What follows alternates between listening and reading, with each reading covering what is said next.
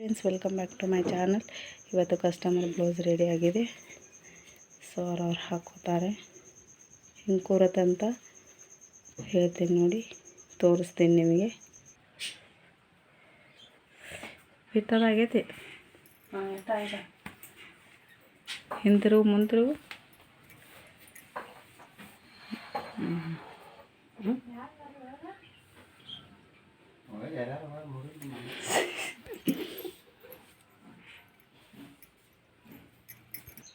ಹೆಂಗೆ ಕೂತ್ಕೊಳ್ಳುತ್ತೆ ಅಂತ ನೋಡ್ತಾರಲ್ವ.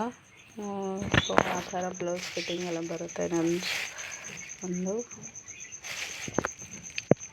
ಇದು ಮತ್ತು ಇದು ಇನ್ನೊಂದಿದೆ, ಅದು ಒಂದೇ ಕಸ್ಟಮರ್ ಬ್ಲೌಸು.